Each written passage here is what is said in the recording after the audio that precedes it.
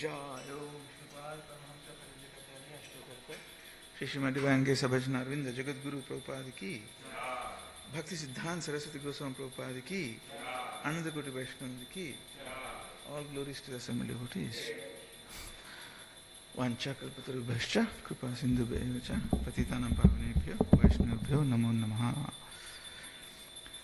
Om namo bhagavate vasudevaya.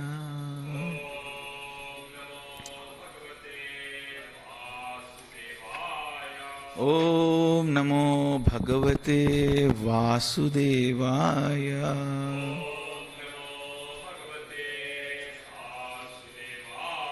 Om namo bhagavate vasudevaya.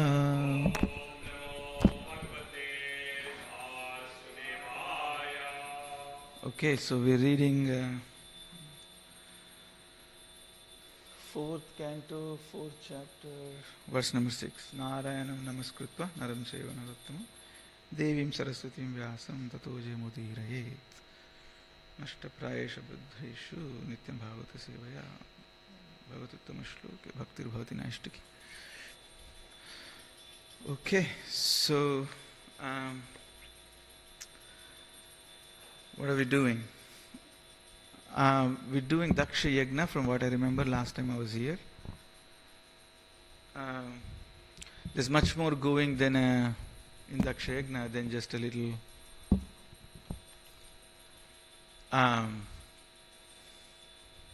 intricacies between wars or battles or conflicts. There's a little bit more going on in Daksha Yagna. I was raised and born in a Shivite family in South India. And you know how when we do any programs here with ISKCON or Hare Krishna, we always join with the Kirtan, which kind of adds the auspiciousness, gives the taste and kind of combines us, all the little coordinates into big Sankirtan. So in the same way, when I was a young boy and I was raised in a very, very, very staunch Shiva family, like Shivites. It's like almost like treachery, like treason, hearsay. Treason, you understand treason, right? It's treason, like it's going against the norms of a tradition, of a kingdom, of a culture. It was almost going against the treason, like it was a treason for me. And interestingly was every time there was a function, every single time there was a function, a party, any wedding ceremonies, any sanskaras, they would enact the whole Daksha Yagna. Like there'd be Veerabhadra coming, I actually have some videos, there'd be Veerabhadra coming and they'd be piercing their swords into their cheeks and they're showing the pain that they're feeling for Sati. And I was 4 or 5 years old and I was seeing all these people piercing their swords into their cheeks and like into the skins and pores, and I'm like, oh my God, this story must be very painful. And then I came to ISKCON maybe, I don't know, just after my teenage, 21 years something. I actually read the Daksha Yagna and then it was like, wow, this is not just some some kind of battle or a conflict. There's much more transcendental going here.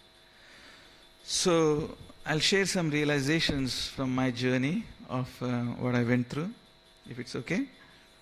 And then we'll see how we go with time. I think we have plenty of time. Okay, so let's start. Brahma Ghoshor Chitayagna Vaishasam Viprashi Jushtam Vibudhaischa Sarvasha Mrudvarvaya Kanchana Dharva Charmabhir Nisrishta Bandham Yajanam Samafisha Brahma Ghoshor Jitayagna Vaishasam Viprashijushtham vibudhaischa sarvasha Mruddarvaya kanchana darbha charmabhir Nisrishta bandham yajanam samavishat Abrahma ghoshorjita yagna vaishasam Viprashijushtham vibudhaischa sarvasha Mruddarvaya kanchana dharma charmabhir Nisrishta bandham yajanam samavisha. Take it away. Abrahma ghosho jita yagna vaishasam Viprashijushtham vibudhaischa sarvasha Mruddarvaya kanchana dharma charmabhir Nisrishta bandham yajanam samavisha Abrahma ghoshorjita yagna vaishasam Viprashijushtham vibudhaischa sarvasha Mruddarvaya kanchana dharma charmabhir Nisrishta bandham yajanam samavishat Abrahma ghoshorjita yagna vaishasam Viprashijushtham vibudhaischa sarvasha Mruddarvaya kanchana dharma charmabhir Nisrishta bandham yajanam sama. From all sides. Brahma Ghosha with the sounds of the Vedic hymns. Urjita, decorated. Yagna, sacrifice. Vaishasam, destruction of animals. Vaishasam actually has two meanings. I have a habit of, while I'm reading Bhagavatam, I also parallelly go through the Sanskrit dictionaries by Monier Williams, who is the most popular.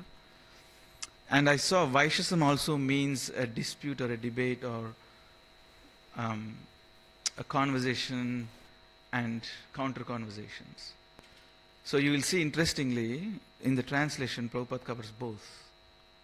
Prabhupada is kind of got his genius. I know it's a cliche to hear, like so much we hear and it'll never be enough. The vision of Prabhupada's vision is just absolutely out of this planet. The way he can chord things, discorded things into chord. He can harmonize disharmonious things from philosophical point of view, from linguistic point of view, from theological point of view. It's just completely out of this planet, what he can do. I'll give you a little example in these words. So Vaishasam, I said, it means, obviously the word-to-word translation is destruction of animals, because that was one of the standards. But Vaishasam also means if there is an intense dialogue between us both. That's also his Vaishasam. And he'll kind of connect them both in the translation. Nobody else can do that. Nobody, I've seen so many translations, nobody can cover as much as Prabhupada can cover. Just an absolute genius. Where was I? Vaishasam. Viprashijushtham, attended by the great sages. Vibudhai, with demigods. Cha, and Sarvasha, on all sides. Mrit, clay. Daru, wood. Ayana, iron. You might have noticed same words. Aya, iron. Exactly same. Kanchana, gold, darbha, kusha grass, charmabhi, skins. Actually, charmabhi in its variation comes into English. Charmabhi is also Sanskrit twacha, touching sensations, twacha. In English it becomes touch. Twacha, touch. Nisrishtha, made of. Bandham, sacrificial animals and parts. Yajanam, sacrifice. Samavishat, entered. The reason I said how Prabhupada goes on a very transcendental level is because Vaishasam is actually an intense dialogue or a dispute or, Vada Pravadatamaham, Krishna says. Sarganam Adinantascha, Madhyam Cheva Arjuna. Adhyatva Vidya Vidyanam Vada Pravadatamaham. In 10th chapter Bhagavad Gita. So Vada Pravadatam is also Vaishasam. So what Prabhupada is doing, he's connecting the bandham, the arrangements of the sacrifice, and then he brings Vaishasam, which is animal slaughter or dispute, and then he's connecting them both, and then in translation, he unifies all various translations provided in various dictionaries into one unifying code. Nobody can do that. Just amazing what it does. Okay, I'll read the translation. We can call and respond. She then reached her father's house where the sacrifice was being performed and entered the arena where everyone was chanting the Vedic hymns. The great sages, Brahmanas, and demigods were all assembled there. And there were many sacrificial animals, as well as pots made of clay, stone, gold, grass and skin, which were all requisites for the sacrifice.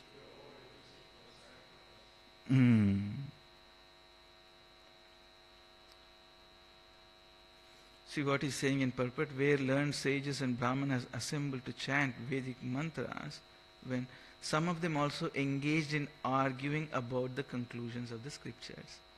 See? Vaishasam, Vada Pravadatamaham. So, yeah, it's interesting. Anyway, I'll stop my linguistics, boring you with my linguistics. So we'll get, I might just, let's catch up with the background. So obviously this is the second attempt of Sati and Daksha's second attempt of Yagna. It's quite a serious thing because see, these are not our normal day-to-day, daily bread Smarta Brahmanas. These are universal progenitors. These people are not our everyday, Pharisees or the Sadducees of the Jerusalem temples.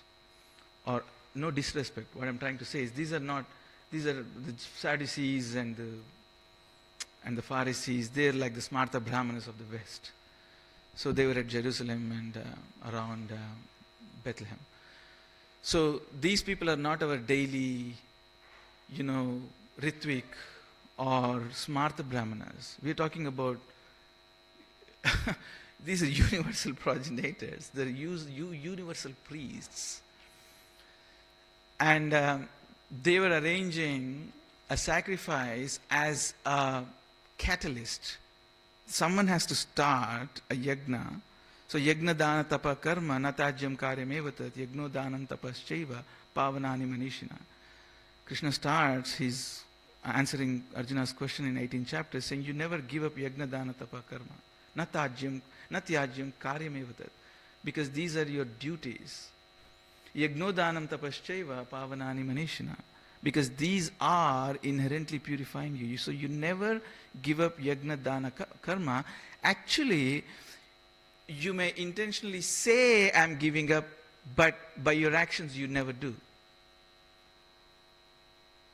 Spontaneously, the way this world is programmed, that you never stop this. It actually already happens. You're walking by a Westfield, you're walking by a Stockland, and there is a Salvation Army sitting there. If you have a few coins, you drop in there. Dana, downwards. So yajna is upwards. Yajna goes sacrifice upwards. Yeah? So, devan bhaveta tanina te deva bhavayantuva parasparam bhavayanta shreyam paramavapsyati. Krishna says in 13th chapter. So yajna is offering to the devas. Yeah? Dana is offering downwards to people who are less fortunate than us. So when we are doing yajna as offering upwards to the people higher fortunate than us, so that we can have a paraspara engagement. And then dana is someone we're doing downwards for people less fortunate than us. So yajna, dana, no tapa. Tapa, like there's upwards, there's downwards, there's something, there's the most important thing that has to, a transitional thing between yajna and tapa, yajna and dana is the tapa. Because we cannot just do external things, at some stage become a ritual. There also has to be simultaneously a tapa going inside, which is an inward purification. Inward psychological contemplation.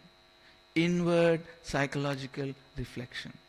Usually tapa is just generally in the world, religious world, just generic word is used is austerity. But it's actually much more than austerity. Tapa, in actual literal Sanskrit, is tapa is generating heat. What does heat do? Purify things. So we do tapa for internal purity. It's extremely important. Because when you get guests home, what do you do the first thing? If you're expecting guests home at 6 o'clock, for example, you have seen your parents. Say your parents were expecting a guest at 6 o'clock in the evening. What do you do? What do you see them doing from around 12 o'clock, midday? Bingo. Just straightforward, isn't it? So if you're expecting a guest like Radha Krishna into your house, just straightforward, you got to tidy up your heart. just straightforward. There's nothing so esoteric about it. There's nothing so religious about it in the, you know what I'm saying? The dogmatic sense. Just simple common sense. You're expecting guests at 6 o'clock in the evening, and you always saw your mother, your parents, tidying up the house from 12 o'clock midday. Why? That's what you do.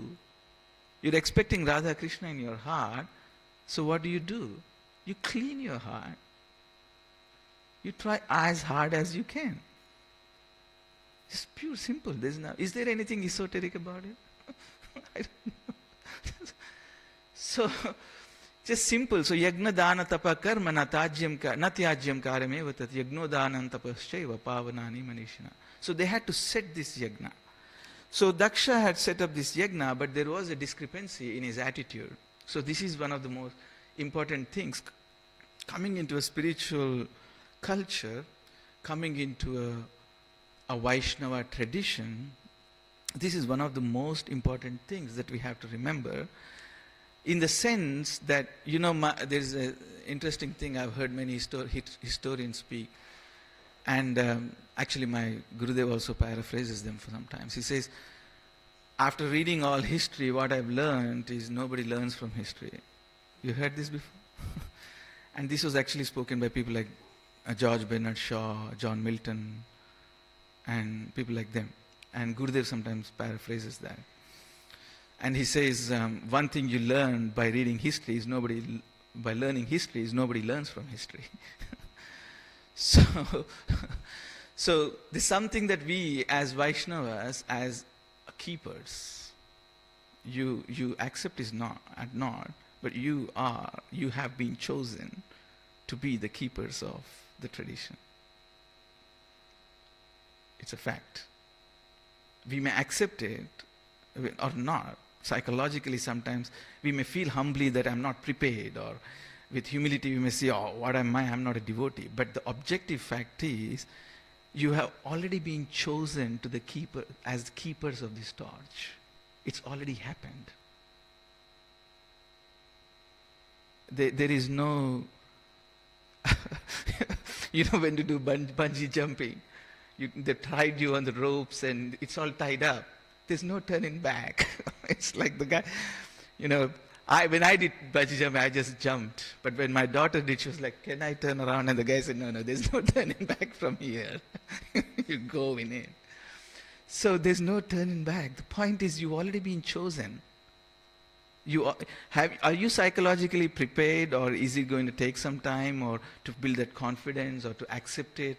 And there is this fine margin between humility and, saying that I am supposed to be the torch keeper.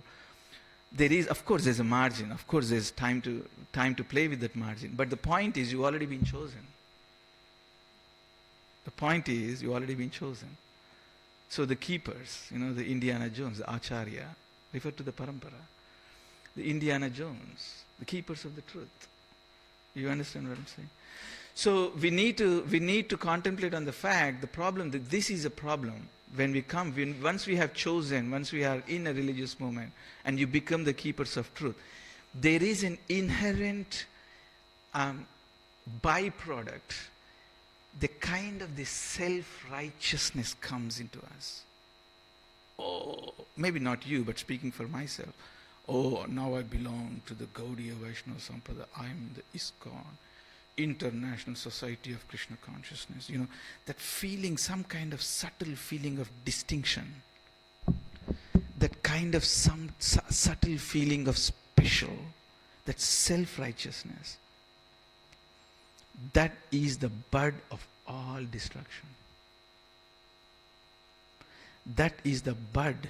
That is just the starting little grim sprout of our destruction.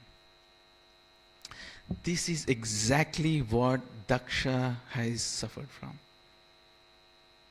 He comes into this circle, he's been chosen as this keeper, he's a progenitor, and he's developed this tunnel vision, this self-righteousness. I am the keeper, I am the progenitor. This self-righteousness, this subtle covering that comes over us.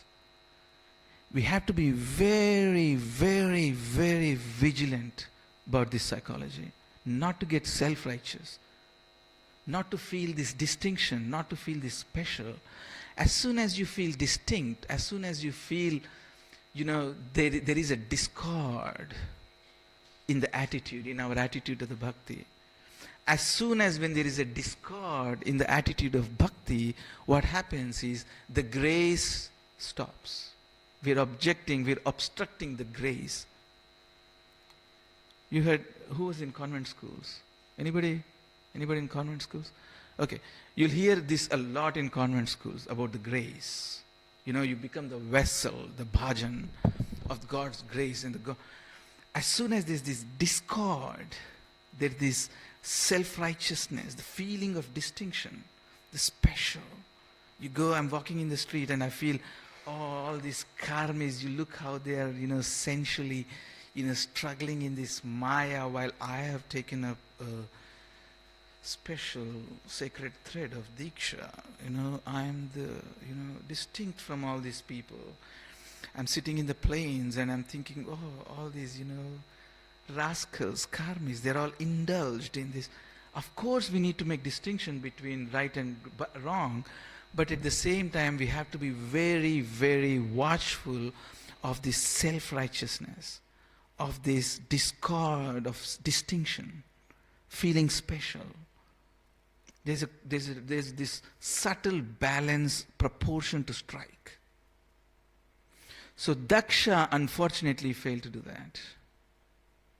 He saw with a tunnel vision, all devotees must be like me.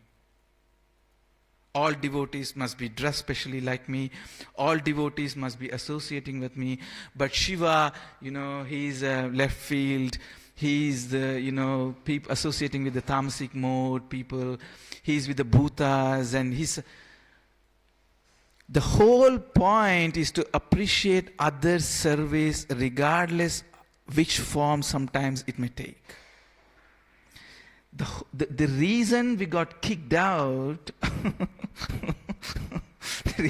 the reason we got kicked out of the heaven, God's heaven, the reason we got kicked out of the Vaikuntha is because of the discord, because of the inability to see the speciality that comes in a different devotee, in a different form, in a different way, in a different form of devotional service. Would you believe that?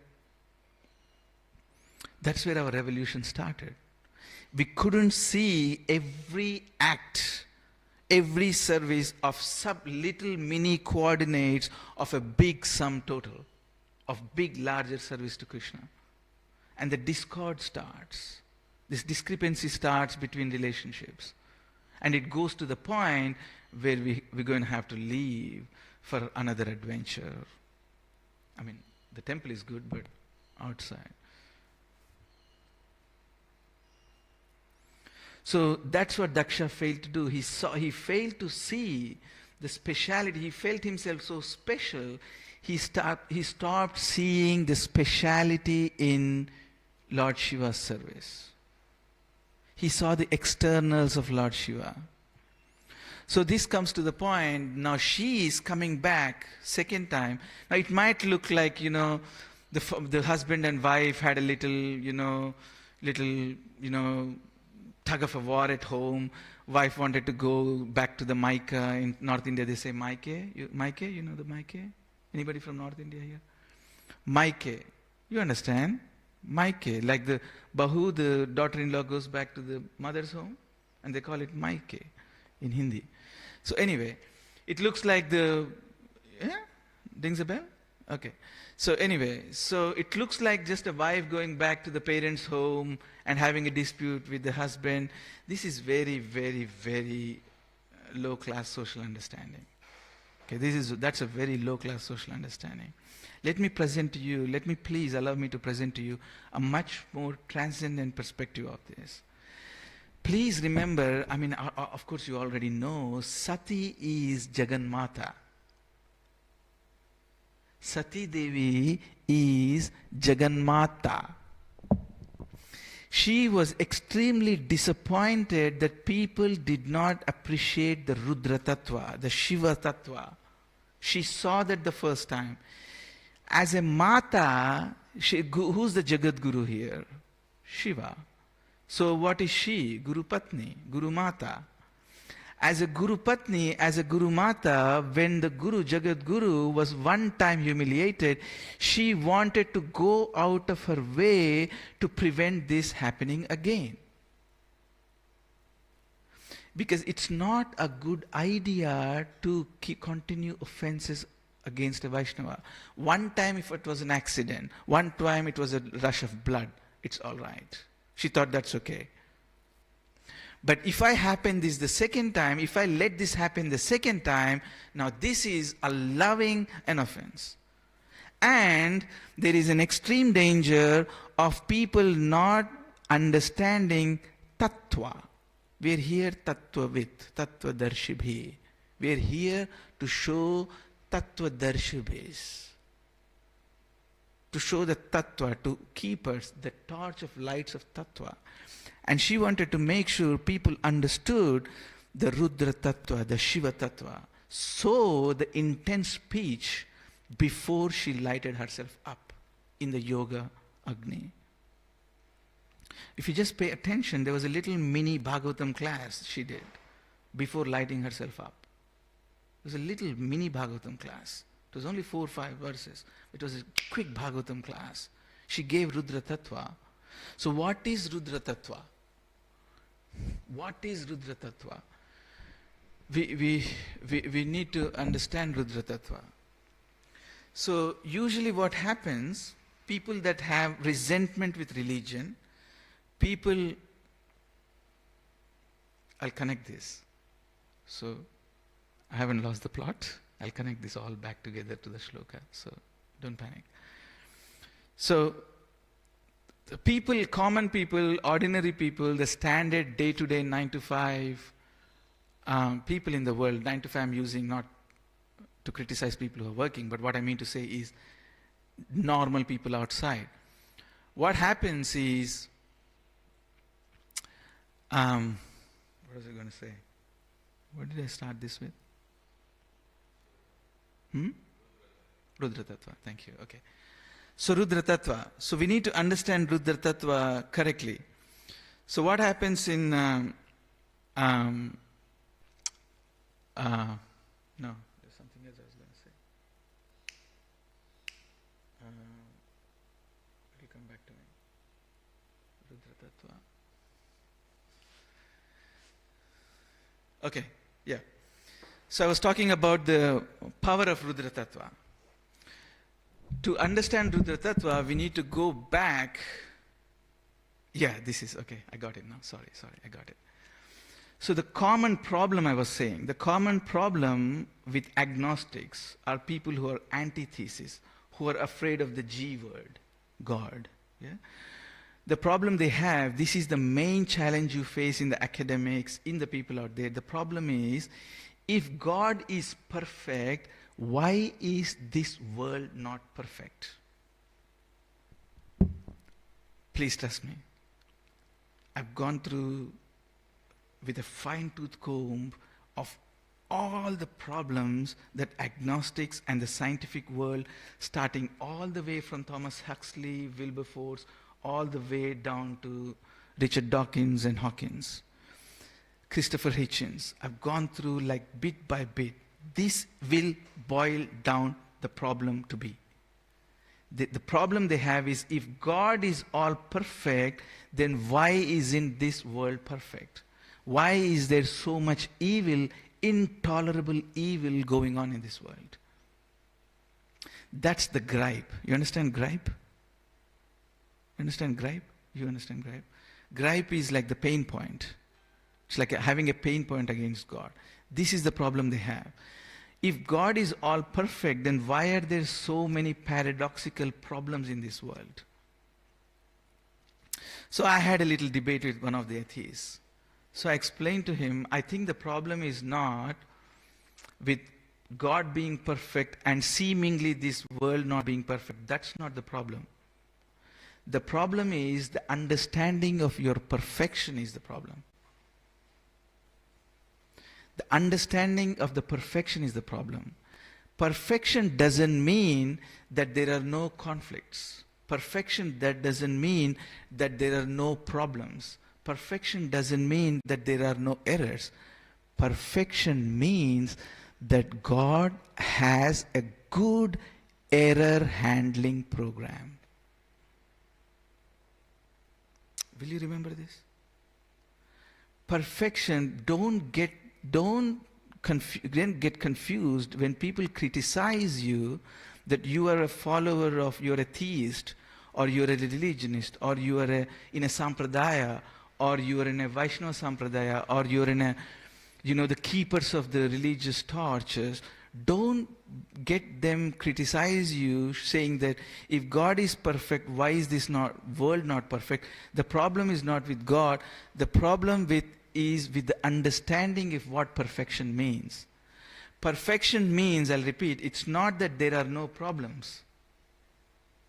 Perfection doesn't mean that you won't bump into, someone won't fire you from your job. Perfection doesn't mean that doesn't mean that you'll never lose your job. Perfection doesn't mean that you won't fight with your wife. Perfection doesn't mean you won't have a fight with the devotee. Perfection doesn't mean that you won't have a car crash. Perfection doesn't mean good things are happening to bad people and bad things are happening to good people. Perfection means that God has a good error handling program. You understand? There are problems, there are errors, but the perfect God has a good error handling program. Who studied IT? Anybody in IT? You studied IT, you've done IT? You've done programs, little programs? Programming?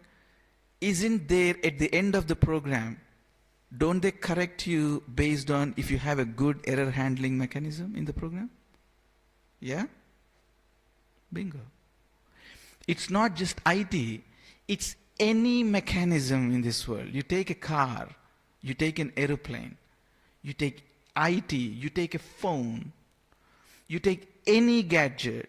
The perfection is not in the gadget. The perfection is not the gadget will never run into a problem like the iPhone or anything. The perfection is in if you prepared a good error handling program in that program, in the built into that program. Isn't that right? It's not that esoteric. Just simple. You have a universe, there are going to be problems, but God has a good error handling program. And who does this error handling program? Shiva. He is holding this error handling program of this creation.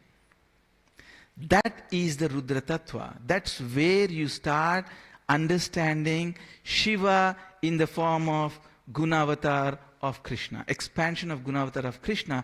When you understand, when you see him as the best error handler program in the whole universe, built in as Shiva Tattva, as an error handling program. What happens when the system completely hangs up, like hangs on you, nothing's working, too many commands, buffer is full, the downloads are full, it's just the cache is full. What do you have to do? Reboot, isn't it? That's exactly what Shiva does. Too much going on is too much disputes, too much kali, too much problems, just too many errors going on. Dharma is gone. Glanir bhavati bharata, abhyudhanam dharmasya, tadatmanam sujanyam. What does he do? Annihilates, reboots. From a universal point of view, he helps reboots the whole system. First, he tries as hard as he can to give you error handling programs. He gives you as hard as he can. He's trying to give you another opportunity. And finally, there's so many errors, there's so much, the cache is full, the buffers are full, the ROM is full, the RAM is crashing. What does he have to do? He reboots the program, he brings pralay. And he does it with a dance. That's the Tanda. So Rudra is inherently acting as this error handling program. He's providing even the low class bhutas, pretas, bhutas. It's like the uncle in the family. You know, sometimes we can't open up to the dad so much. You know, you have dad, you have an uncle in the family. You can't open up to dad so much. There are times when we can't open up, we can't disclose things that are going in our heart to our dad. But then the uncle comes, takes us out, and goes, come on, what's going on there? And then we open up to the uncle. Don't we? Do you have an uncle? When you live close to, you don't? It happens, I have an uncle. And so many things that I couldn't tell my dad, the uncle comes and then the dad goes out, and obviously dad would have signaled him, just take care of this fellow. We're having a little problem. And the uncle comes and they play the good cop, bad cop. The dad played the bad cop and the uncle comes and he plays the good cop. Come on, tell me what really happened there, you know? Yeah, I'll protect you from your dad, don't worry about it. Then and then I go, yeah, screwed up. That was a bummer. Oh, all right. Let's fix it. And then he goes to dad and says, no, leave him alone. It was just a child, leave him alone. Then he brings that cohesiveness again back into the family. Shiva is like that uncle, the uncle of the house. You fall down, it's a cop out. We messed up. Oh, that was such a cop out. That was a bummer. Shiva is like, don't worry. But I have a ghost body by now. That's all right. We can still fix you. But I don't have a body. That's okay. Look, just a head. That's fine. Oh, can't you see my body without a head? That's fine. It's just called preta. That's all right. I can do something. We can work something out. Oh, I'm a zombie. That's fine. That's all right. So I'm a vampire. That's fine. You're in. So he plays this uncle role. I messed up. And Shiva comes and says, that's fine. We can still salvage something out of this. So he works as this salvager. You need someone to salvage our messes. It is a very, very great role. Can you now come back to the story? Can you imagine a mother seeing all these people with Brahma Ghosha, with animal sacrifices, perfect yagnas, not recognizing the Rudra Tattva, the error handler, the opportunity giver, the uncle of the family, the deliverer of cop-outs. And they're all, by this precedence, they're all going to eternally miss out an uncle in the family, a solver, a salvager in the family. Can she let this happen? If you were in Sati's shoes, would you let that happen? Would you let that happen? No. If you were in Sati's shoes, would you let that happen? No. Just gross error. This is absolutely childish, foolish. What do they say? Shooting yourself on the foot. It's like shooting, cowboy movies? The old Clint Eastwoods. Okay. I'm dating myself now. The old Clint Eastwood movies? Shooting yourself on the foot. Don't shoot yourself on the foot, young pal. So she's watching, there is this amazing Gunavatar who is an error handler, who can fix cop-outs, who can fix the problems, who can play the good cop when you've upset your dad, the father of the house, who can salvage things. Some people are missing bodies, missing heads, missing disembodied heads and, bodiless heads. And they don't even have bodies, like bhutas, pretas, like lowly. And he's trying his heart out, trying to salvage. And there is one option, when you're hit rock bottom, there is one option you have to raise. And these people are shooting themselves on the foot. This is an absolute disaster. This is an absolute disaster. She couldn't let that happen. She's the mother of this universe.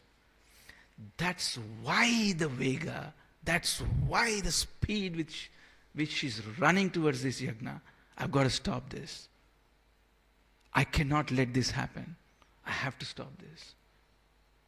So that's why she's running to stop this. She couldn't see people losing the only shelter. We will mess up. Please don't ever think that, at least for myself, I never get up in the morning thinking that I can beat Maya. I never get up in the morning thinking that. Every day I get up and I pray to Maya thinking, you may get me any time of this day. It is up to me to pray hard. It is up to me to come out arduously with my prayers. I never get up early in the morning thinking, I did my chanting, I did my reading, the Maya can never break me. I never come out like that. Every single day I wake up with this fire in my belly, fear in my throat that she can choke me anytime. I can never grow big enough for Maya. She can get us anytime. Anytime. Like that. It's just you don't expect where it's coming from. It's like when you're least expecting. When you're least expecting. One time I was driving my Gurudev somewhere. And Gurudev was standing there right behind me. I'm a married man. I have children. And the Maya Devi is kind of luring me right behind my Gurudev. And I'm thinking, can you see what's happening here? I'm standing behind my Gurudev.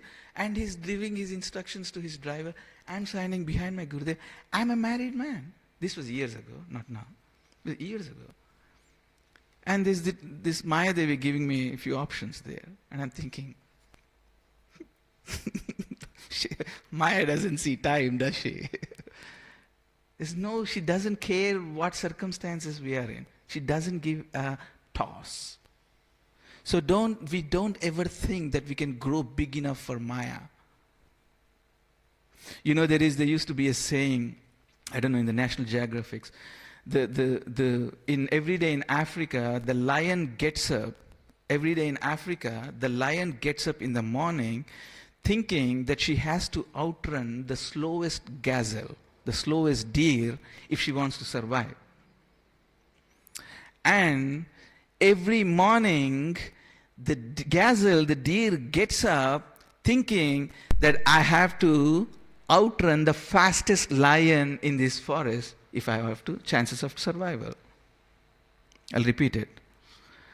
Every morning in Africa, the deer gets up praying that I have to outrun the fastest lion if I have to survive. And every morning, the lion gets up praying that I have to outrun the slowest deer if I have a chances to survive. No matter if you're a gazelle, no matter if you're a lion, start praying very hard in the morning. Start praying very hard in the morning. When you have those beads, don't for a second feel that at some stage we're going to get bigger than Maya. Ain't going to happen. Pray hard. So the Shiva Tattva is giving us protection from his wife. She's obviously testing us. She has to do that. She tests that self-righteousness, the distinction, the speciality, I am the Gaudiya Madhva Sampradaya, the disciple of Sripad, His Holiness. All that distinctions, she's testing us. That's her thankless job. And we respect it. We respect that job. We show full respect, full honors to the designation. Why not? Why not? Why, are we so big? No. We're not big in any way. We're not big book distributors.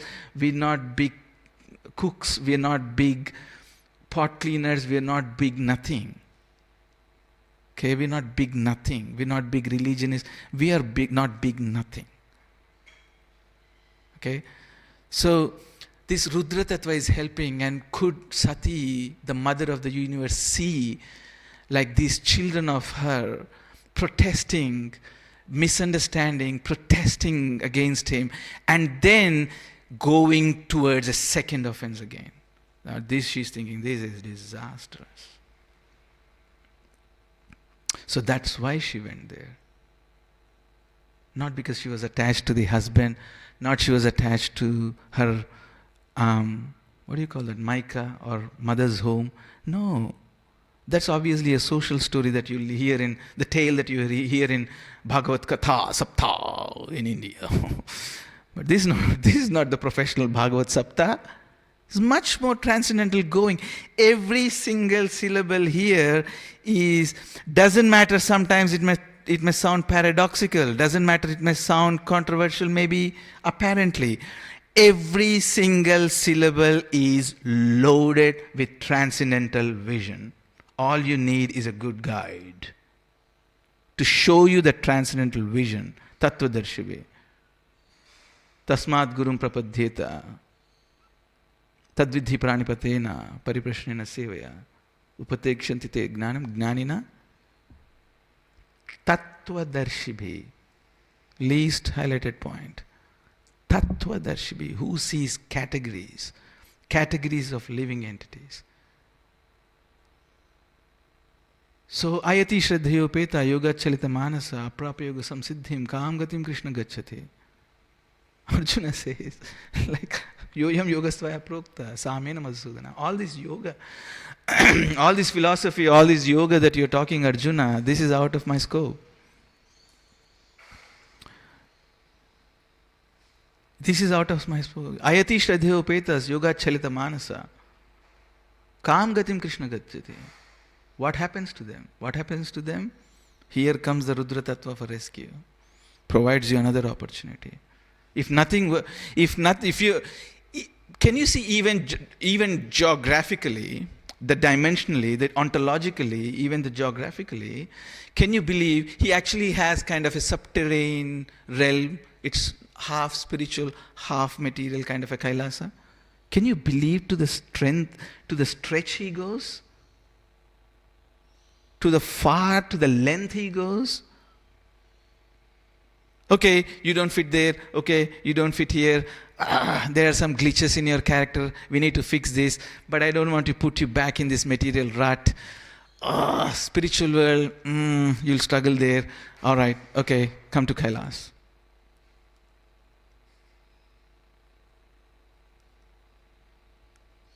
Do you see the extent that he goes?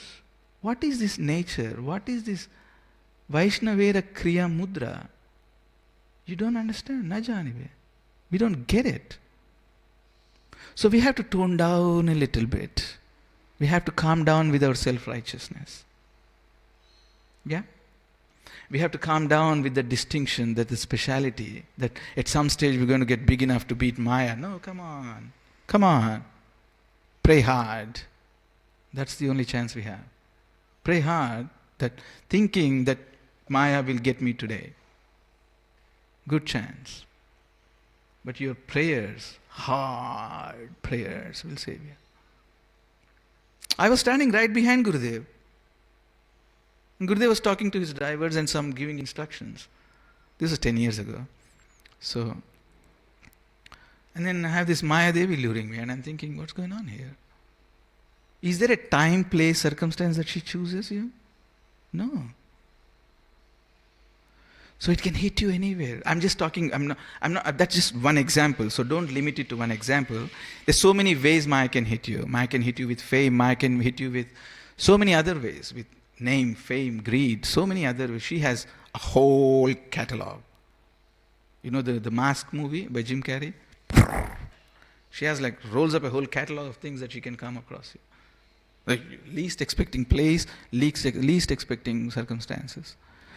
So we have to take shelter of this Rudra Tattva, this compassion. That's what even Narsimhadev, even Vishnu takes the Rudra Tattva when he has to kill Hiranyakashipu.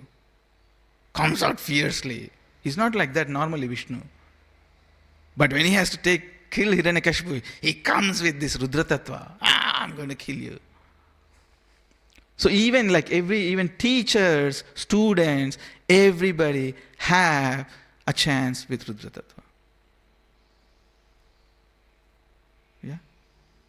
Is that okay, or did I just completely what the heck is this guy talking about?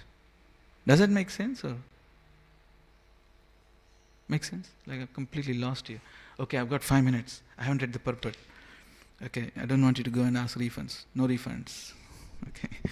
When learned sages and brahmanas assemble to chant Vedic mantras, some of them also engage in arguing. I covered that.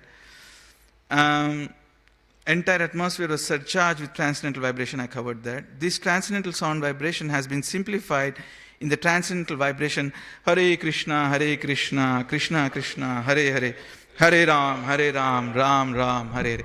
So I just want to given that I've got 2 minutes or 5 minutes, I just want to cover we need to just final coverage on Hare Krishna. Is it okay? Just 2 minutes, 3 minutes, I'll cover. See, there has been an eternal dispute even while Prabhupada was alive and still on this planet. There were even some scholars writing to him and publishing in newspapers against him. That he's starting this chanting movement, he's starting this, Nama Sankirtan movement. This is just ridiculous. How can you be purified unless you've sat in the Himalayas for 11 years, in between Panchayagnas, under the rain, under the sun, 50 degrees heat around you, between the Panchayagna fires. How can you be? So Prabhupada had lots of criticisms. And Prabhupada wrote obviously very nice replies. You might have already read the replies in Your Well-Wisher and Leelamrita and all that. So I don't need to bore you again. But the interesting thing is, why should sound work?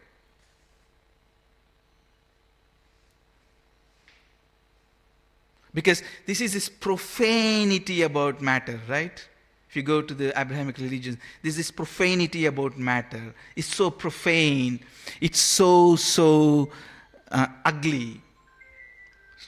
It's so ugly. It's so dull. But if you see mantra, it sound at the end of the day, it's just another subtle way of matter. Why should mantra work? Why should mantra work? I promise this is my last leg of the class. Why should mantra work?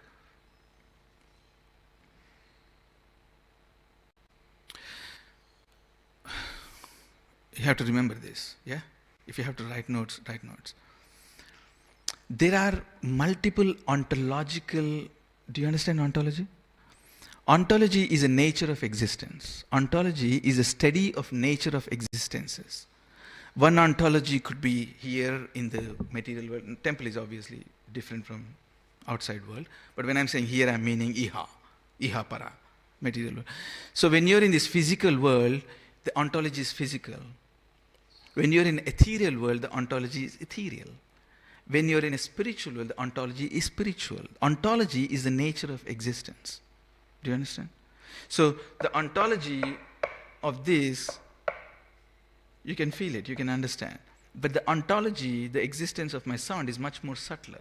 So ontology is a study of nature of existences. You understand?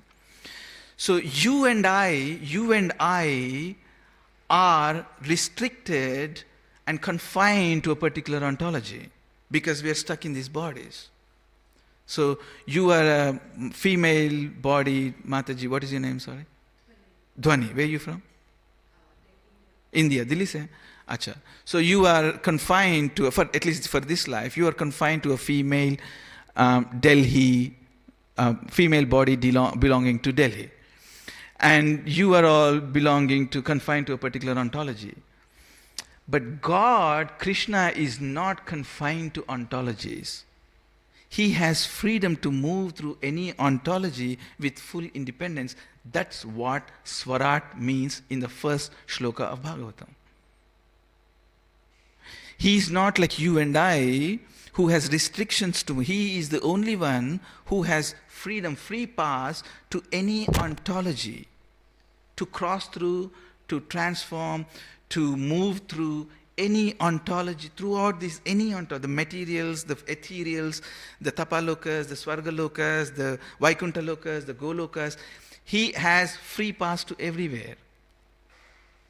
But we have a restriction to ontologies, the nature of existence. So because of his freedom, Swarat, he can emulate himself, he can form himself into a little sound chip. He can do that. And that sound chip, that sound mantra is the Hare Krishna, Krishna Krishna, Hare Ram, Ram Ram. Because he's not restricted from moving from one ontology to another. So he can, by full means, by full potency, plant himself, lodge himself into that mantra. And he can give you exactly the same benefit as if you were playing with him on the bank of Yamuna. You will get exactly the same. He has that potency to give you exactly the same benefit as if you were playing on the bank of Ganges with Krishna and Sudama. You will get exactly the same benefit because of his freedom. By lodging himself into, encapsulating into this mantra, he gives you that access. He has that potency. All we need to do is access by chanting. Doesn't make sense? Doesn't make sense? So it's nothing, kuch bhi exaggeration nahi hai. Nothing is an exaggeration. Nothing is esoteric. It's not so esoteric. It is esoteric, but it's not so esoteric that, oh my God, chanting Hare Krishna, you'll achieve all perfection. Oh my God, by deity worship, you'll achieve all perfection. Oh my God, it's not so, closetly esoteric. It works. So Rudra Tattva works, Vishnu Tattva works, Jiva Tattva works, Durga Tattva works, Maya Tattva works. All you need to do is how to maneuver with good guidance and show this to people outside. Because the more you give, the more you... Sorry? Yes. The more you give, the more you get. There are people out there who have no idea about all this. No idea. Now we know this. Now we have to take up this mission to let people know. Are you going to tell people to chant Hare Krishna? You're going to start chanting Hare Krishna one time? Yeah? It's very good. So beautiful. Gives you access to so much. It's unbelievable. Please take this name. Please give it to your friends. If nothing, just ask them to chant Hare Krishna. Can you do that? Hare Krishna, Krishna Krishna, Hare Hare, Hare Ram, Ram Ram, Hare Hare. Om Tat Sat. Any questions, comments, corrections? Don't go by my bodily gymnastics. I'm very happy for criticisms, comments, questions, challenges. Yes, please. What was the actual motive, goal of Daksha in performing sacrifice? Is it primarily to please Lord Shiva only? And also Mother Sati staunchly put up her case in front of Lord Shiva as though she was attached to family, etc., etc.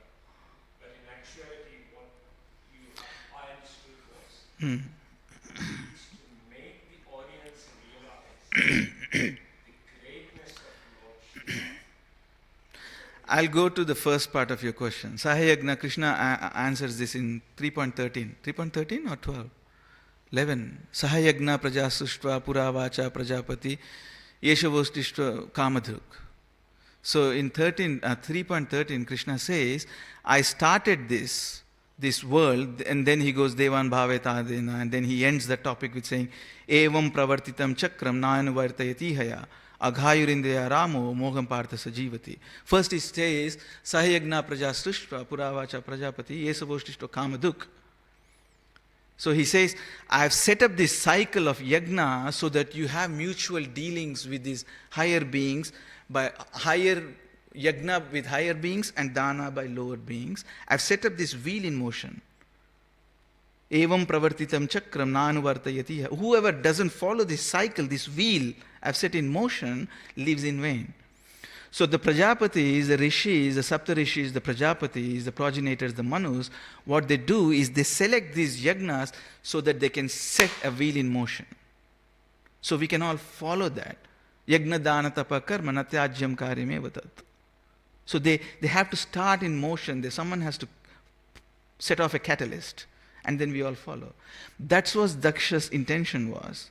But what happened along the line, he became all this, just fanatic, a little righteous, a little, not appreciating others' forms of services. And then she was extremely shrewd, Sati Devi. She was extremely astutely shrewd. She saw this. She saw this fine thread that was going through this. Here we have a catalyst, we have a foundation of yagnas, but here we have he's my dad. That's my dad, by the way. He is not seeing the expansive vision of services. He's not doing. So what I have to do? I have to do. Someone has going to be a martyr. Martyr. You understand martyr? Martyr. Sacrificial. So she's going to try her best. She's going to do a Bhagavatam class. Nothing works. Light my fire. Jim Morrison, The Doors. No, joking. So she lights up. So there's a whole program going on here. It's a whole program to learn. And there's much more transcendental. I can go until 6 o'clock. There's so much going on between all the things that happen between Nandi and the Bhruguma Rishi and all. I can go until 6 o'clock, but I have to stop. But there's so much going on. It's never ending. What you can draw out of this is never ending. It never ends. How much you can draw out of this. And you don't feel hunger, you don't feel thirsty, you don't feel sleepy. I can sort of see why I can sort of start to see why Parikshit Maharaj didn't want to get up. Sort of estimate why he wasn't getting up for 7 days. Do you need a break? No, I'll be fine. We have some recess. No, that's fine. Do you want to have a nap? No, that's fine. I can start to see why he was so. What he was getting out of this is unimaginable. Parikshit, what he was drawing is unimaginable. It's just tremendously profound. Okay, 9:05. Who am I to come between you and your prasad? Thank you very much. I really want to thank you for being here. My classes are so boring, and it's universally accepted truth. But you've been here, so thank you so much for being here. I promise I'll never take you for granted. Vancha kalpatarubhyascha kripa sindhubhya evacha patitanam pavanebhyo vaishnavibhyo namo namah. Anantakoti Vaishnava in the key. What do? I better turn this off before I talk something silly.